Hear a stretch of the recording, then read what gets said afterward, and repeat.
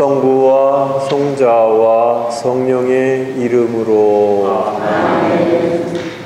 사랑을 베푸시는 하느님 아버지와 은총을 내리시는 우리 주 예수 그리스도와 일치를 이루시는 성령께서 여러분과 함께. 예, 오늘은 묘지 미사로서 우리보다 먼저 가신 부모, 형제, 친지, 또 우리가 알고 있는 모든 분들의 영혼을 위해서 이 미사를 봉헌합니다.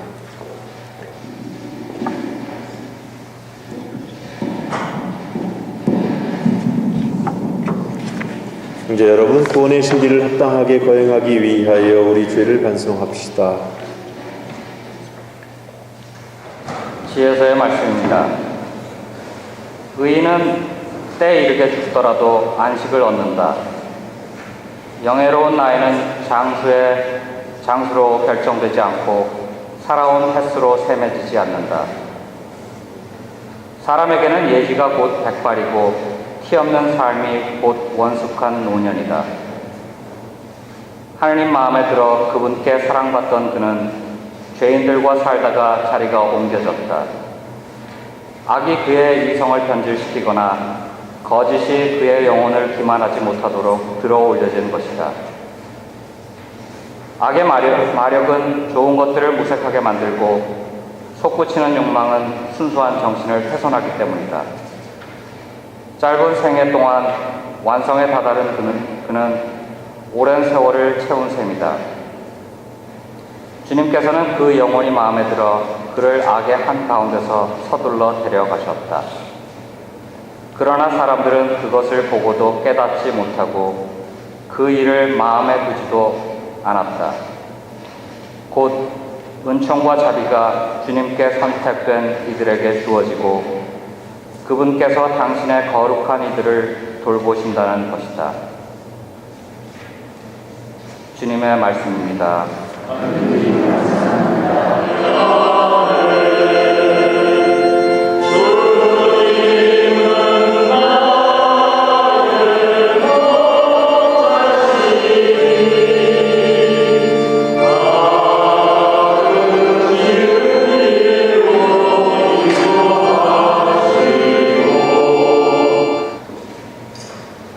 사도 바울의 로마서 말씀입니다. 형제 여러분, 그리스도 예수님과 하나 되는 세례를 받은 우리가 모두 그분의 죽음과 하나 되는 세례를 받았다는 사실은 여러분은 모르십니까? 과연 우리는 그분의 죽음과 하나 되는 세례를 통하여 그분과 함께 묻혔습니다. 그리하여 그리스도께서 아버지의 영광을 통하여 죽은 이들 가운데서 되살아나신 것처럼 우리도 새로운 삶을 살아가게 되었습니다. 사실 우리가 그분처럼 죽어 그분과 결합되었다면 부활 때에도 분명히 그리 될 것입니다. 우리는 압니다. 우리의 옛 인간이 그분과 함께 십자가에 못 박힘으로써 죄의 지배를 받은 몸이 소멸하여 우리가 더 이상 죄의 종노릇을 하지 않게 되었습니다. 죽은 사람은 죄에서 벗어나기 때문입니다. 그래서 우리가 그리스도와 함께 죽었으니 그분과 함께 살리라고 우리는 믿습니다.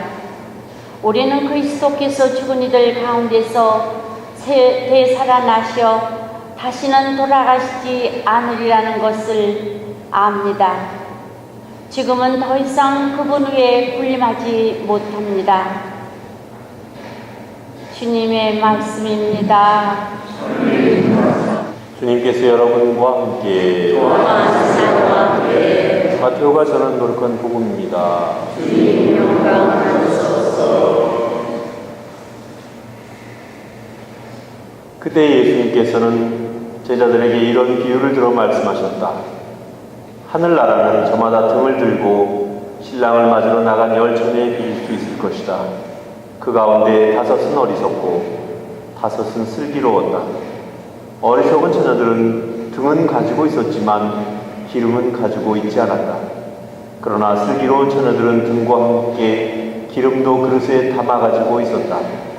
신랑이 늦어지자 처녀들은 모두 졸다가 잠이 들었다. 그런데 한밤중에 외치는 소리가 났다. 신랑이 온다. 신랑을 맞으러 나가라. 그러자 처녀들이 모두 일어나 저마다 등을 챙기는데 어리석은 처녀들이 슬기로운 처녀들에게 우리 등이 꺼져가니 너희 기름을 나누어 다오 하고 청하였다. 그러나 슬기로운 처녀들은 안 된다. 우리도 너희도 모자랄 터이니 차라리 상인들에게 가서 사라 하고 대답하였다.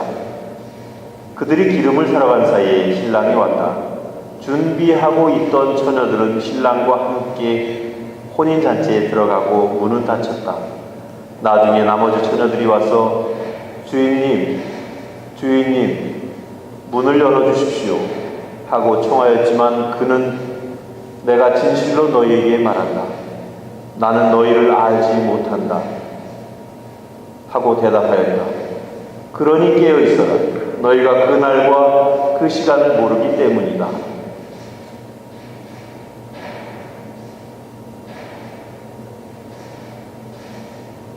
주님의 말씀입니다. 그리스도님 찬양합니다. 참여 주님. 예, 오늘 또 1년이 딱 지나가가지고 작년 이맘때 와서 묘지에서 돌아가신 분들을 위한 위령 미사를 봉헌했는데 오늘 또 미사를 봉헌하게 되었습니다. 1년이라는 세월이 어떤 사람에게는 눈 깜빡할 사이 없이 빠르게 지나갔을 거고 또 어떤 사람에게는 그 1년이라는 기간이 너무 느리고 지겹고 힘들었을 그런 기간일 수도 있습니다. 시간이라는 것은 누구에게나 똑같이 주어지지만 그 시간 속에서 내가 그 시간을 어떻게 보내느냐에 따라서 어떻게 사용했느냐에 따라서 그 의미와 가치는 달라지는 것 같습니다. 그래서 어떤 사람에게는 그 1년이 너무나 은혜로운 시간이었고 또 어떤 사람에게는 그 1년이 너무나 힘겹고 지루하고 따분한 그런 시간이었을 수도 있을 것입니다. 그러나 누구에게나 그 1년의 기간이라는 것은 주어지게 마련인 것입니다. 그런 의미에서 우리에게 주어진 그 시간들을 잘 사용하고 주님의 뜻에 맞게 살아가는 것이 참 소중한 일이라는 생각을 해봅니다. 특별히 11월은 위령성월입니다.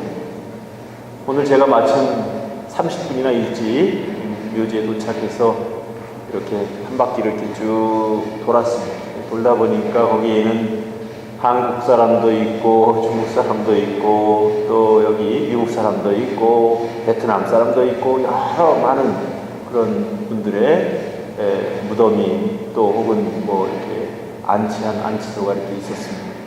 그 수많은 죽음들 그리고 우리는 기억조차 할 수 없고 누군지도 알 수 없는 그 수많은 이름들 그 이름들을 보면서 문득 그런 생각을 했습니다.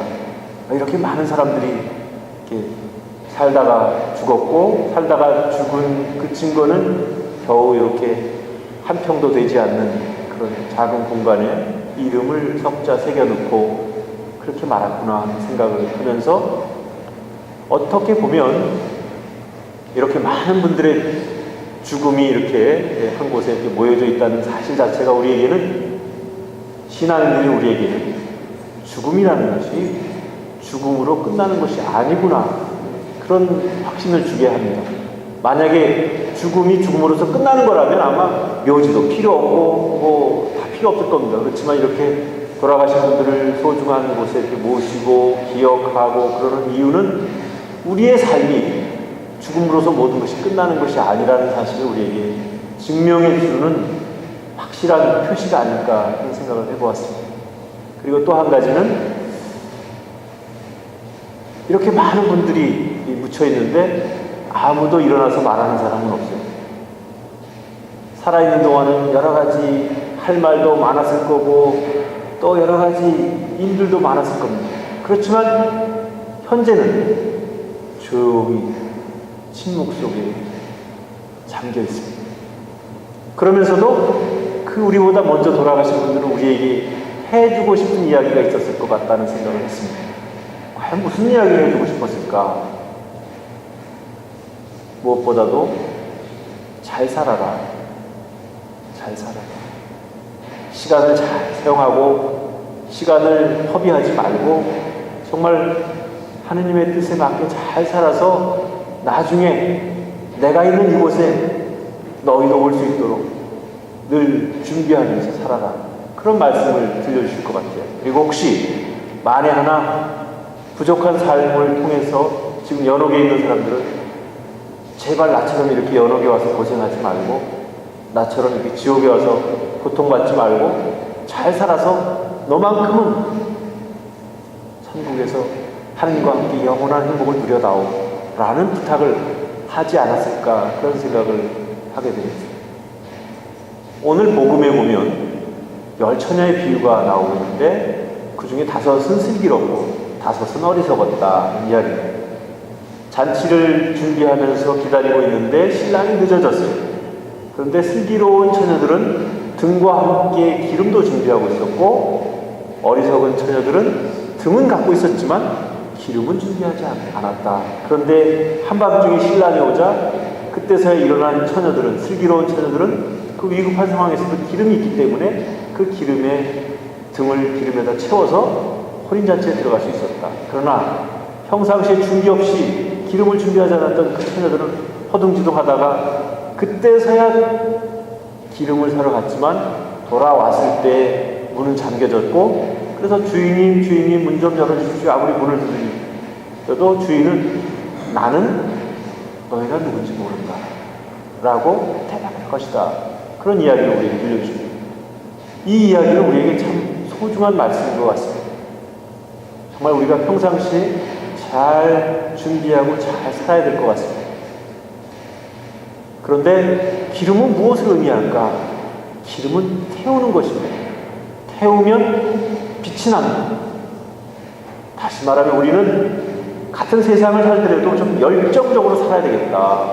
그냥 살아있는 중, 많은 중, 이게 산 건지 죽은 건지 구분이 안 갈 정도로 그렇게 희미하게 살지 말고 최선을 다해서 정말 남에게 빛을 낼 수 있도록 그렇게 열과 성을 다해서 살아라. 꼭 훌륭한 일을 해야지만 또 꼭 좋은 업적을 남겨야지만 그거 좋은 것이 아니고 자기가 할 수 있는 한 최선을 다해서 살아갈 때 거기에 빛이 나는 것입니다. 그리고 그 빛은 어둠 속에 있는 다른 사람들에게 희망을 안겨줄 수 있고 그런 희망과 더불어 나는 그 사람들과 함께 하느님 나라에 가서 영원한 행복을 누리게 될 것이라는 사실. 그래서 우리가 정말 하루를 살아도 정말 뜨겁게 빛을 내면서 살아갈 수 있는 우리 자신들이 되었으면 좋겠다라는 생각을 해보았습니다. 물론 우리가 맨날 최선을 다해서 내가 만족할 만큼의 삶을 살 수는 없을 겁니다. 하지만 그래도 최선을 다하는 나의 모습 속에서 하느님께서는 나의 부족함을 채워주실 것이라는 생각을 해봅니다. 오늘 첫 번째 독서에 아주 뜻깊은 이야기가 있습니다. 영예로운 나이는 장수로 결정되지 않고 살아온 횟수로 세뇌지지 않는다. 즉 다시 말하면 나이가 많이 먹었다고 해서 시간이 갔다고 해서 저절로 사람이 영예로워지거나 또 완성된 사람이 되는 것은 아니라는 얘기예요. 그럼 어떻게 해야 되느냐? 사람에게는 예지가 곧 백발이고 티 없는 삶이 곧 원숙한 노년이다 라고 이야기해 주십니다. 즉 다시 말하면 세월이 지난다고 해서 저절로 성숙되는 것은 아니라는 겁니다. 어떤 의미에서 보면 나이가 들면 들어갈수록 어쩌면 더 위축되고 더 초조해지고 자신감 없어지고 어떤 의미에서는 그래서 너무 부족한 그런 삶을 드러내고 부족한 모습을 드러내는 것이 아닐까 그런 생각을 합니다. 그래서 우리가 나이가 들어가면 들어갈수록 좀 더 지혜로워지고 또 슬기로워질 수 있는 그런 우리 자신들이 되었으면 좋겠습니다. 특별히 나이가 들어감과 비례해서 욕심은 버리고 정말 우리가 하나님의 뜻이 어딘지를 찾는 그런 성숙한 신앙이 되었으면 하는 생각입니다. 그래서 오늘 특별히 돌아가신 분들을 위해서 기도하는 날이기도 하지만 살아있는 우리가 과연 어떻게 살아야 될지, 어떻게 우리가 준비하면서 그날을 맞이해야 될지를 한번 깊이 묵상하면서 부족한 우리 자신들을 주님께 봉헌하고 또 그로 인해서 우리가 좀 더 나은 그런 삶을 살아갈 것을 결심하는 그런 뜻깊은 자리가 되었으면 좋겠습니다.